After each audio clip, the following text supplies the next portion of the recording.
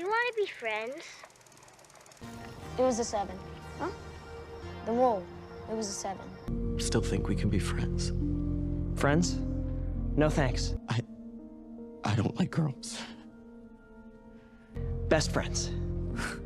La idea original para este video era sobreanalizar todos los ships de Stranger Things para luego ponerles una calificación en base a mi jamás humilde opinión, pero me di cuenta que tenía mucho que decir sobre Byler y sus fans, sobre todo la parte tóxica del fandom. Sin embargo, antes de ir de lleno, quiero aclarar que el título de este video no es clickbait. Genuinamente creo que Byler es una pareja forzada y que no hacerle caso a sus fans fue una decisión acertada de parte del equipo creativo detrás de la serie. Una de las pocas decisiones acertadas que tuvieron, de hecho. Aunque no pienso satanizar a quienes les gusta esta pareja. No dudo que haya muchos Byler shippers que solo están existiendo, creando fanfics, fanarts, haciendo cosplay y en general solo disfrutando de esta pareja y no metiéndose en polémicas e insultando a todo aquel que no esté de acuerdo con ellos. Pero tampoco puedo simplemente ignorar lo tóxica que se ha vuelto la conversación sobre este ship. Un montón de acusaciones sobre queerbaiting, intolerancia y homofobia sin bases sólidas. Todo porque muchos hicieron un cuento en la cabeza, empezaron a sobreanalizar la serie, encajando cada mínimo detalle en una narrativa que les convenía fuera de esta, y cuando, oh sorpresa, no sucedió lo que esperaban, se enojaron. Así que empecemos. Antes de hablar del ship como tal, tenemos que hablar de la cultura shipping porque es lo que sienta las bases para todo lo que estamos viviendo. La cultura shipping es una consecuencia directa de la cultura fandom. Implica el deseo de los fans de que dos o más personas, pueden ser reales o ficticias, estén en una relación romántica. Y estos ships en cuestión recibirán un nombre para poder identificarlos. Casi siempre resultan de la combinación de los apellidos o los nombres de las personas o personajes involucrados. En la ficción, shippear implica teorizar, analizar y crear. Sobre todo crear, ya que los seguidores del ship en cuestión abordarán en comunidades en líneas temáticas, narrativas, fantasías y emociones no tratadas en la obra original. Yo adoro shippear, lo hago desde que era una niña y ni siquiera sabía que lo que hacía tenía un nombre. Porque me encanta el romance, que vive el amor. La mejor parte es que ni siquiera se limita a personajes de una película, serie o libro en específico. Puedes shippear personajes de diferentes obras por algo tan ambiguo como que te gusta su vibra y crees que combinan. Tampoco se limita a obras cuyo género central es el romance. Puede ser fantasía, terror, ciencia ficción, etc. Lo único que se necesita para que exista un ship es que una persona crea que entre personajes hay química. Y ya. Por eso, una crítica absurda que he visto hacia los fans de Byler es que como ellos no son canon, no los pueden shippear. El shipping no se ajusta al canon. Puede nutrirse de este sí, mas no se ajusta. Igual, toda moneda tiene dos caras y lo que debería ser una actividad divertida que una fans de todo el mundo muchas veces termina en discusiones violentas, acoso, amenazas y mucha, pero que mucha toxicidad. Donde muchos lo que buscan es imponer su visión y tratar de estúpidos y analfabetas mediáticos a todo aquel que no esté de acuerdo. Y esto empeora si hay más de un ship popular que comparta un personaje en común. Entonces la guerra se convierte en masacre, en espera de saber cuál ship será endgame para poder burlarse del lado perdedor, aunque repito, la gracia de shippear no está en la canonización. Es por eso que yo elijo mantenerme alejada de las polémicas y concentrarme en el disfrute. Ya lo he dicho antes, las guerras de ship me parecen caóticas, absurdas y desgastantes. No pienso perder mi tiempo. Si me aparece un video de alguien hablando pestes de un ship que me encanta, solo deslizo. Si me aparece alguien hablando maravillas de un ship que me parece estúpido o una mierda, solo deslizo. Aprendí que mis gustos y preferencias no son la norma y quienes se meten en estas peleas apasionadas sin rumbo es porque se toman sus ships demasiado en serio. Como si de algo sagrado se tratase, por ende es un insulto a su persona. Y aquí es donde entra Byler y la razón por la que quise hablar sobre ellos. Verán, desde que empecé a ver el programa a mí Byler me dio igual. Vi que eran muy populares, no les encontré química romántica, interpreté su relación más como una amistad que como una relación reprimida y secreta. Y ya seguí viendo el show como de costumbre. Después la serie terminó de manera definitiva y las redes sociales se llenaron de críticas sobre por qué no hicieron canon el Byler. Y a ver, esto es algo muy común. Todo shipper ha experimentado el dolor de que una pareja que adoran con el alma no se haga canon. A mí aún me duele Tiam de Teen Wolf y ya casi ha pasado una década desde el final de la serie. Y no pienso soltarlos. pero creo con firmeza que la cultura shipping puede arruinar la experiencia de un producto por completo, ya que muchos confunden el rumbo de la historia con sus fantasías y deseos personales. Y esto es desastroso, limitan la obra al romance que quieren ver y si esto no ocurre, se enojan. Aplanan a los personajes a una dinámica romántica y toda expresión que contradiga esto les molesta. Es más, muchos solo consumen una obra en cuestión solo porque les gustó un ship.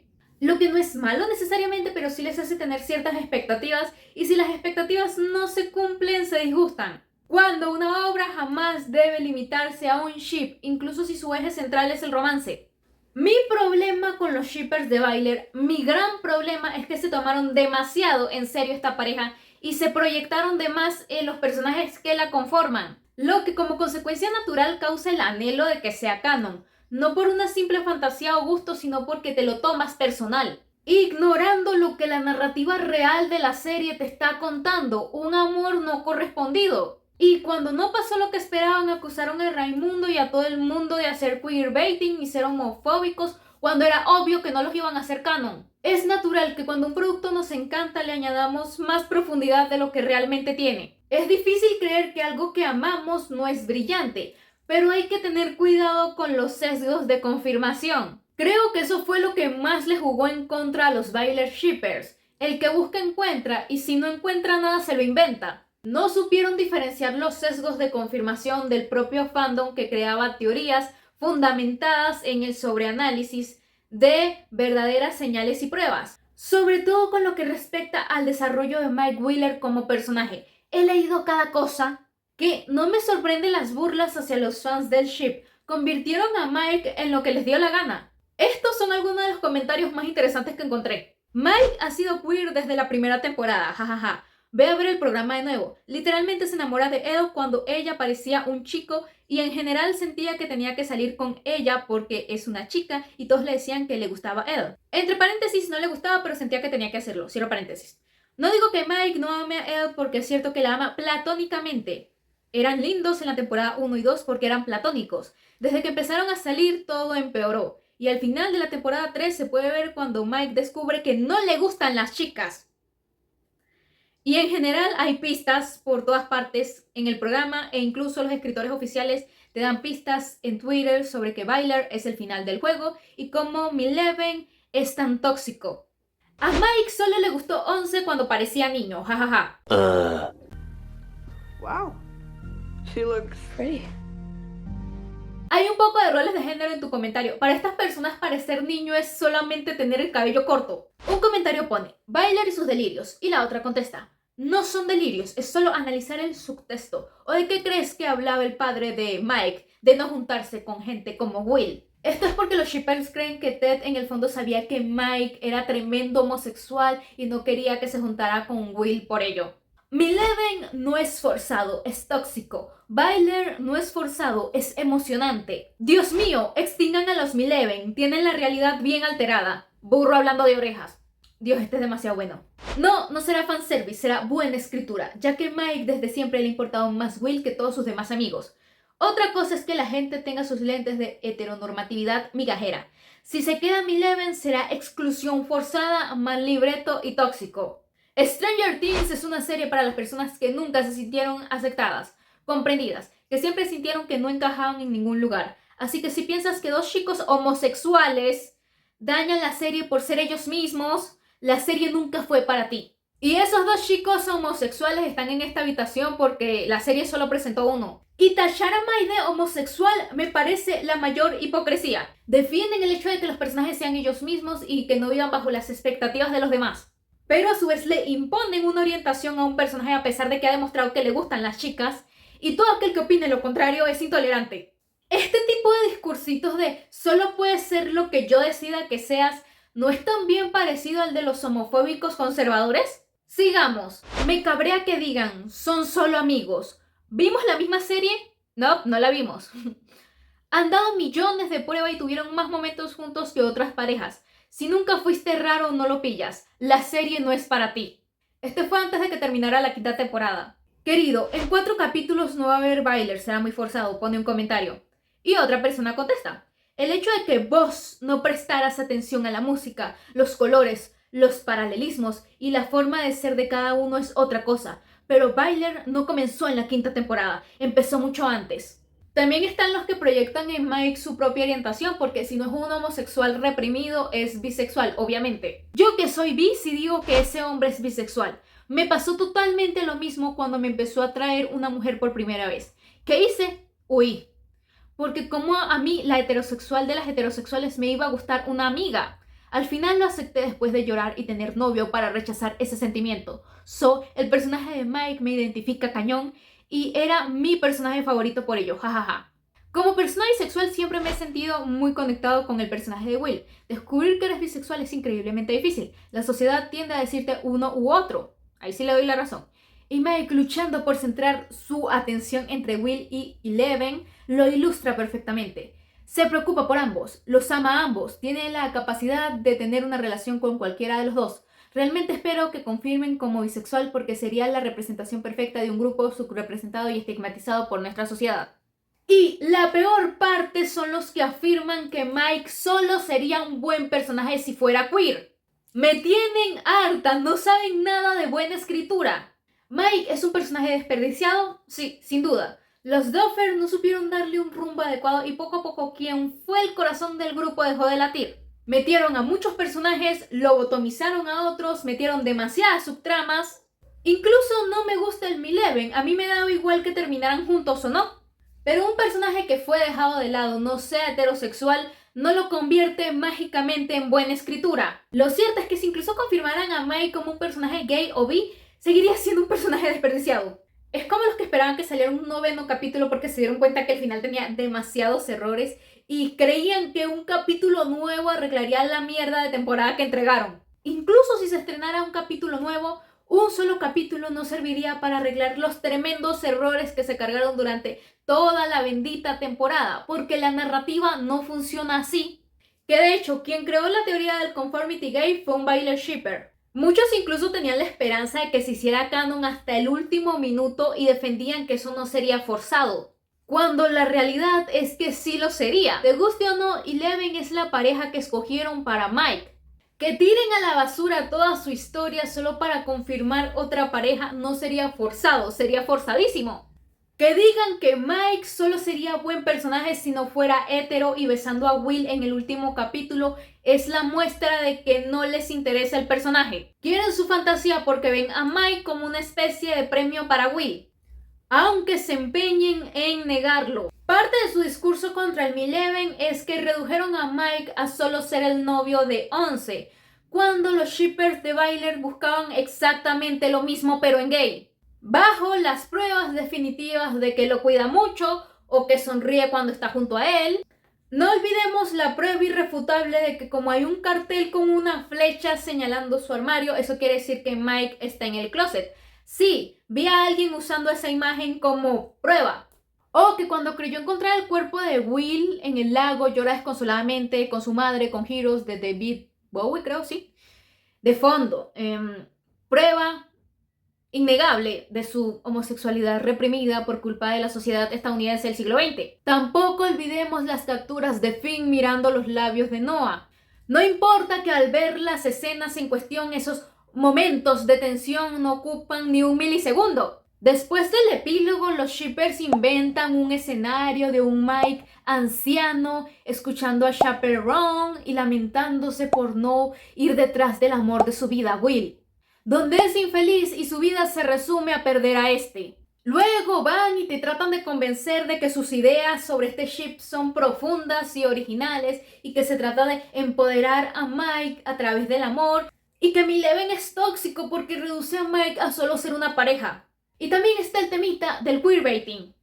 Muchos alegan que si los Duffer hubieran aclarado desde un inicio que Byler jamás sería canon, no estarían tan molestos. Pero como persona que tiene mucho tiempo consumiendo ficción y lidiando con fandoms, esto no hubiera servido para un coño, porque los tacharían inmediatamente como homofóbicos cobardes. Porque así funcionan los shippers, las únicas respuestas correctas son las que dan la razón. Esto es un tema que ya pasó con el J-Big de Arcane. En cuanto su co-creador, Christian Link, no dijo lo que los shippers esperaban, explotaron.